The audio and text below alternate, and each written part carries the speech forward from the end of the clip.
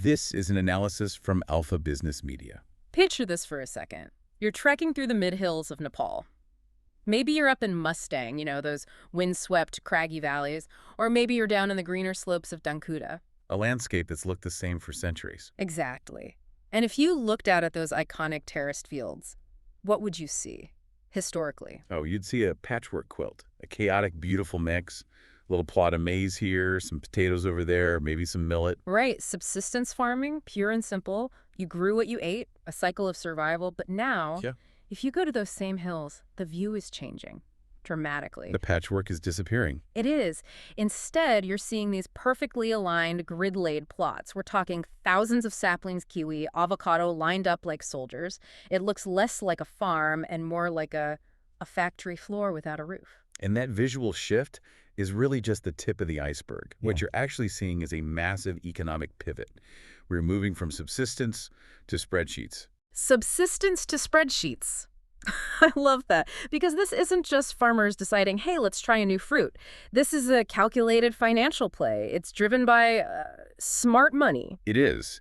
Investors who are trading the certainty of traditional crops for a 5 to 7 year bet on something much, much bigger. And that's our mission for this deep dive. We're going to unpack the economic machinery behind this shift. Why are investors suddenly pouring millions into Nepalese hillsides? And how are they managing the enormous risks? I mean, weather, terrain, all of it. Ultimately, we want to understand how geography itself is being, weaponized as a commercial advantage. It's a fascinating case study. It really challenges a lot of assumptions about development. So let's start with the money, because let's be honest, investors don't plant trees just because they look nice. They need a return. No, they don't. And this brings us to the first core concept we have to understand.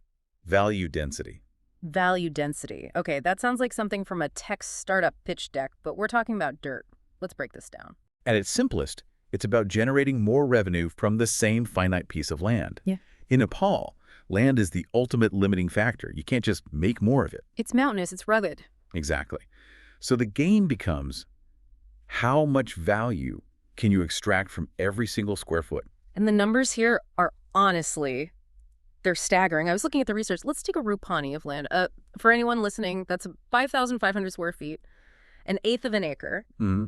If you plant maize on that rupani, you're looking at a gross revenue of maybe 15,000 to 20,000 Nepalese rupees a year. Right. That's the baseline. And remember, maize is a calorie crop. It keeps you alive, but it doesn't build wealth. Now take that same rupani, same soil, same sun, plant it with kiwi vines. You have to wait for them to mature, which we'll get to. Right. But 5 to 7 years in, that same plot is now generating upwards of 250,000 rupees. And that is the aha moment for the investors. You're looking at a more than 10x increase in revenue productivity. 10x is a massive multiple. I mean, in most industries, you're fighting for a 5% margin improvement. And that's why this rewrites the whole financial model. Traditional farming is low margin, high volume. To make real money growing corn, you need massive scale, thousands of acres. The American Midwest, which Nepal definitely does not have. Exactly. But high value horticulture, it flips the script. You can achieve commercial scale on relatively small, consolidated areas, say 50 to 100 ropanis. Okay, but here's the rub. Even if you only need 50 ropanis, have you ever tried to buy 50 ropanis of contiguous land in the hills of Nepal? It's a nightmare. It's practically impossible. It is, and that leads us to the biggest structural hurdle in this entire sector, land aggregation. Yeah, let's drill into this, because if the math is that good, if 250K is so much better than 20K, why hasn't every farmer already done this? Well, 2 reasons. Capital is one, but the other is the legal reality of the land itself. In Nepal, land ownership is incredibly fragmented. You have generations of inheritance laws. A father splits the land between 3 sons who split it again. So you end up with these postage stamp-sized plots, a jigsaw puzzle where everyone owns one piece. Exactly. And buying a large contiguous plot means negotiating with maybe 40 different owners, dealing with title disputes. It's a legal quagmire. So the investors can't just buy the land. The buy and build model is dead on arrival. Correct. So land aggregation becomes the moat. The barrier to entry isn't knowing how to grow a kiwi, that's biology. The barrier is knowing how to get the land, that's sociology. So what's the workaround? The long-term lease model. Yeah. These entrepreneurs, they aren't buying. They are going into a village and convincing hundreds of smallholders to sign 30 to 40-year leases. 30 to 40 years, that's a lifetime. Right. Literally. Asking someone to sign away their ancestral land for 40 years. That sounds incredibly difficult. It is a massive trust exercise. But look at the win-win dynamic. For the investor, the lease provides scale and security of tenure. But for the farmer, Yeah, why would the farmer agree? because the old model is failing them. This lease converts their labor-intensive, underperforming land into stable, passive annual income. So they get paid more to not farm their land. In many cases, yes. The lease payment is often higher than the profit they were making. It frees them from the risk of crop failure, volatile prices. They become landlords. They collect a check. That actually segues perfectly into the labor crisis, because we know Nepal's villages are emptying out. The youth are leaving. They are. It's the defining demographic reality of modern Nepal. You go to these villages, and it's often the elderly and children left behind. The able-bodied workforce is in Qatar, Malaysia, or Kathmandu. So if I'm an investor who is supposed to farm these orchards if everyone's leaving, it seems like a paradox. This is where the model is so smart. It actually uses the demographics as a feature, not a bug. Think about traditional crops like maize or rice. Right, it's a daily grind. You have to be there all the time. Exactly. Constant daily labor. Orchards are different. They have distinct peaks. You have a massive labor need during planting, then again during pruning, and finally during harvesting. Ah, I see. So you don't need a standing army of workers year-round. You need like a special forces team that comes in occasionally. That's a perfect way to put it. Investors can hire mobile, professional teams. A pruning squad can come in, handle the orchard in a week, and then move to the next district. It turns farming into a managed logistical operation. That's fascinating. So the crop choice isn't just about the price of the fruit. It's about fitting the labor model of the country itself. It fits perfectly. Mm. You couldn't do this with rice. You can with avocado. Okay, so we've got the land sorted through leases. We've got the labor model sorted. Who is going to eat all these avocados and kiwis? Nepal is a small market. Nepal is small, but look south. We're right next door to 1.4 billion consumers. India. Specifically, the rising Indian middle class. This is where the concept of agroclimatic arbitrage comes in. Agroclimatic arbitrage. Okay, break that down for me. It's simple geography, leveraged for profit. India has massive demand for premium fruit, but the vast majority of India, the plains of UP, Bihar, it's tropical. Right, it's sweltering. It's simply too hot to grow high-chill fruits like fuzzy kiwi or Hass avocado. They need cold winters, what we call chilling hours, to reset their biological clock. So India has the appetite, but not the climate. Exactly. But drive a few hours north, cross the border into Nepal's mid-hills, and you have the perfect temperate climate. Cool winters, well-drained soil. It's a Goldilocks zone right on India's doorstep. So Nepal essentially has the factory floor that India lacks. Correct. And think about the logistics. This is the arbitrage. Right now, if you buy a kiwi in Mumbai, where does it come from? New Zealand? Chile? Right, Zespri from New Zealand. Yeah. And it took weeks to get there on a ship. It's been in cold storage, it's got high shipping costs, import tariffs. And a kiwi's from Nepal. A truckload of kiwi from Dankuta can reach the markets in Kolkata in less than 2 days. 2 days versus 3 weeks. That's a game changer for a perishable product. It absolutely is. It means a fresher product, a longer shelf life for the retailer, and they can undercut the imports on price while offering a better product. And I imagine that product of Nepal label starts to mean something. It's becoming a symbol of freshness. We've seen this before. Look at Bhutan. They dominated the Indian apple and cardamom market by leveraging this idea of Himalayan purity. Nepal is positioning itself to do the exact same thing. Okay, this all sounds incredibly optimistic. It almost sounds too easy. So let's play devil's advocate. Agriculture is risky. Hail, drought, pests. How is this smart money handling the fact that Mother Nature is so unpredictable? You're right. Traditional investors hate that volatility. But the players entering this space are de-risking nature with what we call an ag tech stack. An ag tech stack. So we're talking gadgets. We're talking about engineering stability. It starts with water. They are not praying for rain. They're using Israeli-designed drip irrigation systems. Which saves water and ensures the plants get a drink even when it's dry. Exactly. It decouples success from rainfall.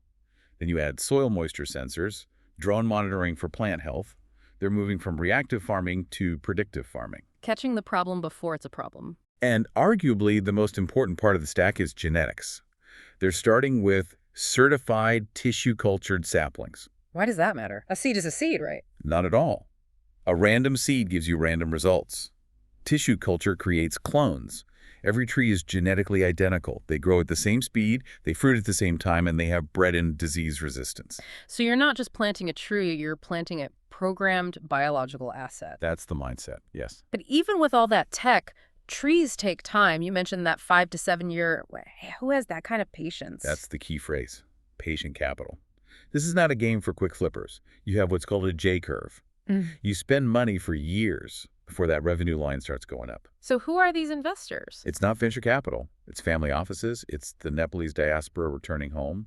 They're looking for legacy investments, for annuity-like cash flows for 20 or 30 years. It's like planting a bond that matures in 30 years. A bond that tastes delicious. And there's one more layer of risk management, the portfolio approach. Don't put all your kiwis in one basket. Exactly. Smart investors aren't building one giant farm in Mustang. They'll have one there, one in Tonkuda, one in Kavra. So if a hailstorm hits one valley, it doesn't wipe out the entire balance sheet. It's basic diversification, but applied to Himalayan geography. So we have the model, the market, the money. Where does this go from here? Is Nepal destined to be the orchard of South Asia? Well, here's where we have to look at the future scenarios. Nothing is guaranteed. There's an optimistic path and a pessimistic one. Give me the good news first. What does the Himalayan fruit belt look like if it works? The optimistic scenario is that the government steps up.